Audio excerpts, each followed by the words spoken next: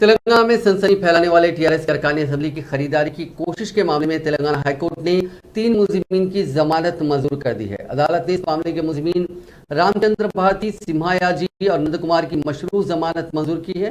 High court ने मुलजिम को 3 लाख रुपए के शख्सी मुचलके के साथ 2 जमानतें जमा करने का हुक्म दिया।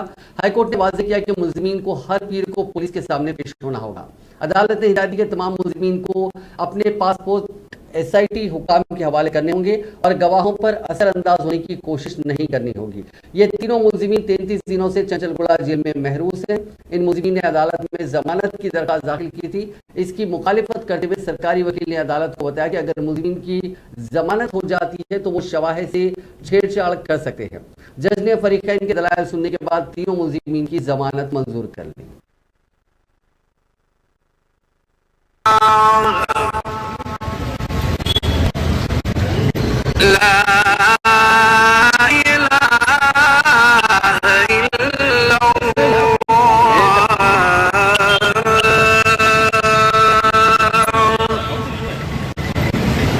स्वामी फार्म हाउस एमएलए का केस में स्वामी जी और 3 अक्यूज को बेल ग्रांट हुआ।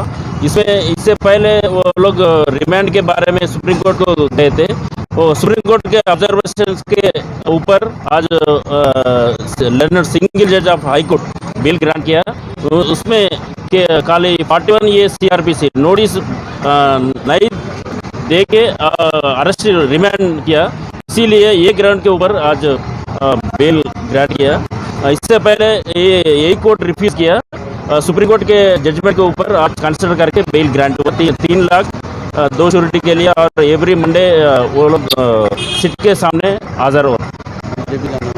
उसमें बीजेपी का नाम थोड़ा वो 250 कोर्स उन लोगों के टीआरएस गवर्नमेंट के ऊपर एमएलए के दे के गवर्नमेंट को डिस्टर्ब करना बोल के बीजेपी को फिर एक बार डैमेज करने के लिए कोशिश किया, मगर कोर्ट ये पूरा बाजू रखे के खाली लीगल एस्पेक्ट में देख के 41 सीआरपीसी नोटिस के ऊपर